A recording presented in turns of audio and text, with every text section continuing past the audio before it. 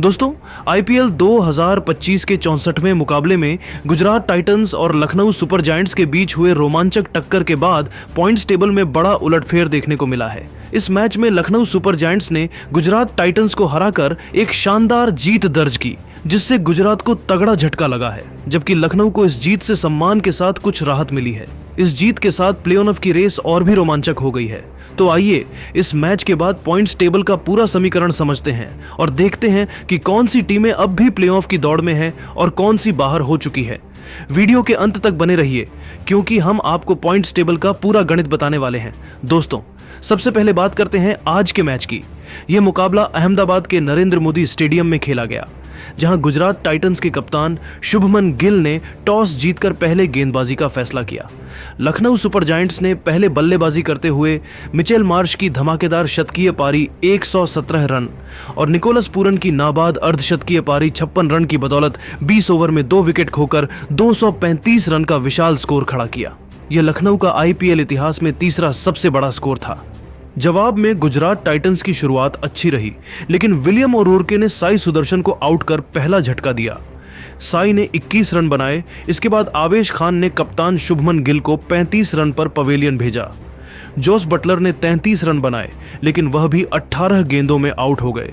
Sherfane Rutherford और शाहरुख खान ने run बनाने की कोशिश की, लेकिन गुजरात 236 रनों का लक्ष्य हासिल नहीं कर सका और यह मैच हार गया।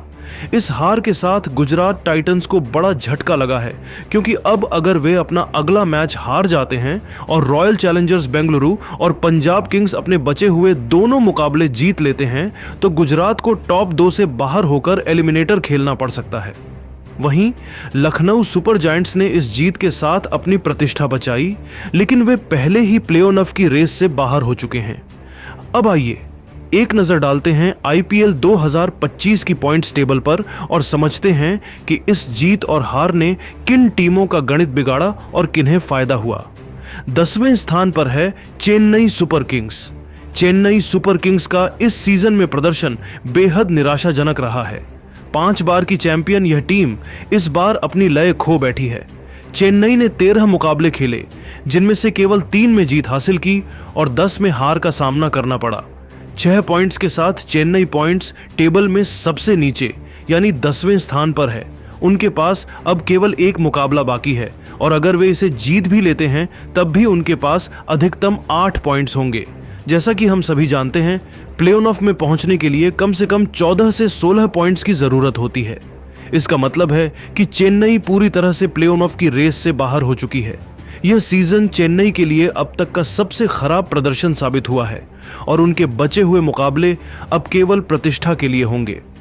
इसके बाद 9वें स्थान पर है राजस्थान रॉयल्स। राजस्थान रॉयल्स का हाल भी चेन्नई से कुछ खास बेहतर नहीं रहा।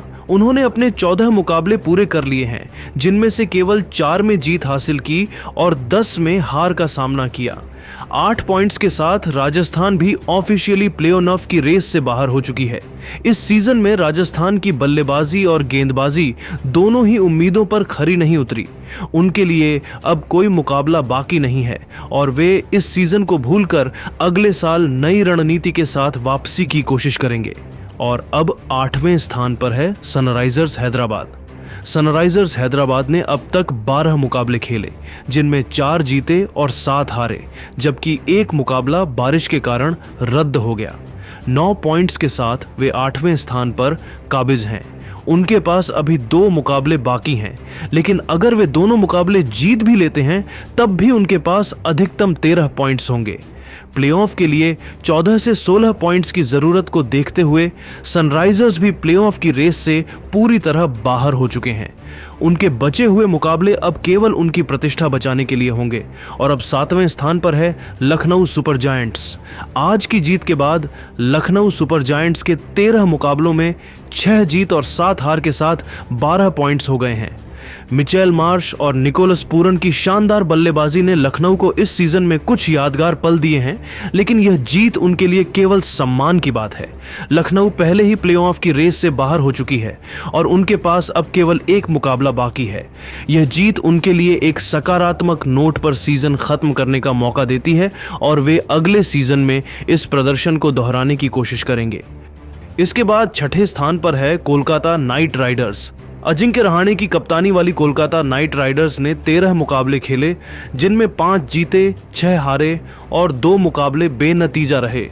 12 पॉइंट्स के साथ वे छठे स्थान पर हैं। उनके पास अब केवल 1 मुकाबला बाकी है, लेकिन अगर वे इसे जीत भी लेते हैं तब भी उनके पास अधिकतम 14 पॉइंट्स होंगे, जो प्लेऑफ के लिए पर्याप्त नहीं है। इसका मतलब है कि कोलकाता भी प्लेऑफ की रेस से बाहर हो चुकी है। उनके लिए बचा हुआ मुकाबला केवल औपचारिकता और प्रशंसकों के लिए कुछ अच्छे पल देने का मौका है। अब बता दें, 5वें स्थान पर है दिल्ली कैपिटल्स। दिल्ली कैपिटल्स ने 13 मुकाबले खेले, जिनमें 6 जीते, 6 हारे और 1 मुकाबला बारिश के कारण रद्द हो गया। 13 पॉइंट्स के साथ वे 5वें स्थान पर हैं। दिल्ली ने इस सीजन में कुछ अच्छे प्रदर्शन किए, लेकिन लगातार अच्छा प्रदर्शन न कर पाने के कारण वे प्लेऑफ की रेस से बाहर हो चुके हैं। उनका बचा हुआ एक मुकाबला केवल उनकी प्रतिष्ठा के लिए होगा। दोस्तों, चौथे स्थान पर है मुंबई इंडियंस। मुंबई इंडियंस ने इस सीजन में स्थिर और मजबूत प्रदर्शन किया है। उन्होंने 13 मुकाबले खेले, जिनमें 8 जीते और 5 हारे। 16 पॉइंट्स के साथ वे चौथे स्थान पर हैं और प्लेऑफ के लिए क्वालिफाई कर चुके हैं। उनके पास अभी एक मुकाबला बाकी है और अगर वे इसे जीत लेते हैं तो उनके पास 18 पॉइंट्स हो जाएंगे, जिससे टॉप 2 में पहुंचने की उनकी संभावना बढ़ सकती है। उनका अगला मुकाबला पंजाब किंग्स के खिलाफ है, जो एक महत्वपूर्ण और रोमांचक टक्कर होने वाला है। वही बता दें, तीसरे स्थान पर है पंजाब किंग्स। पंजाब किंग्स ने इस सीजन में शानदार प्रदर्शन किया है। उन्होंने 12 मुकाबले खेले, जिनमें 8 जीते और 3 हारे, जबकि एक मुकाबला बारिश के कारण रद्द हो गया। 17 पॉइंट्स के साथ वे तीसरे स्थान पर हैं और प्लेऑफ में अपनी जगह पक्की कर चुके हैं। उनके पास अभी 2 मुकाबले बाकी हैं और अगर वे दोनों जीत लेते हैं तो उनके पास 21 पॉइंट्स हो सकते हैं, जो उन्हें टॉप 2 में पहुंचा सकता है। उनका अगला मुकाबला मुंबई इंडियंस के खिलाफ है और यह मैच पॉइंट्स टेबल के लिए काफी अहम होने वाला है। इसी के साथ अब दूसरे स्थान पर है royal Challengers, Bengaluru royal Challengers. Bengaluru ने इस सीजन में शानदार वापसी की है। उन्होंने 12 मुकाबलों में 8 जीत और 3 हार के साथ 17 पॉइंट्स हासिल किए हैं। वे दूसरे स्थान पर हैं और प्लेऑफ के लिए क्वालिफाई कर चुके हैं। उनके पास अभी 2 मुकाबले बाकी हैं और अगर वे दोनों जीत लेते हैं तो 21 पॉइंट्स के साथ वे टॉप 2 में अपनी जगह पक्की कर सकते हैं। बेंगलुरु का यह प्रदर्शन उनकी मजबूत बल्लेबाजी और गेंदबाजी का नतीजा है और वे अब ट्रॉफी की प्रबल दावेदार दिख रही हैं। वही दोस्तों, हार के बाद भी पहले स्थान पर है गुजरात टाइटंस। भले ही आज की हार ने गुजरात टाइटंस को झटका दिया हो, लेकिन वे अभी भी 13 मुकाबलों में 9 जीत और 4 हार के साथ 18 पॉइंट्स और प्लस 0.600 के नेट रन रेट के साथ पहले स्थान पर काबिज हैं।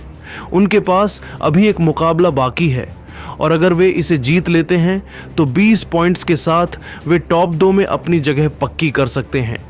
लेकिन अगर वे यह मुकाबला हार जाते हैं और बेंगलुरु व पंजाब अपने बचे हुए दोनों मुकाबले जीत लेते हैं तो गुजरात को टॉप 2 से बाहर होकर एलिमिनेटर खेलना पड़ सकता है। यह स्थिति गुजरात के लिए एक बड़ा खतरा है, क्योंकि टॉप 2 में रहना उन्हें क्वालिफायर 1 में 2 मौके देता है। दोस्तों, लखनऊ सुपर जायंट्स की इस जीत ने पॉइंट्स टेबल में गुजरात टाइटंस के लिए खतरे की घंटी बजा दी है। अब सवाल यह है कि क्या गुजरात टाइटंस टॉप 2 में अपनी जगह बरकरार रख पाएगी या फिर बेंगलुरु और पंजाब उन्हें पीछे छोड़ देंगे? आपको क्या लगता है, इस बार IPL 2025 की ट्रॉफी कौन सी टीम उठाएगी? अपनी राय नीचे कमेंट करके ज़रूर बताइए। ऐसी ही रोमांचक अपडेट्स के लिए हमारे चैनल को सब्सक्राइब करें और बेल आइकन दबाना न भूलें। धन्यवाद।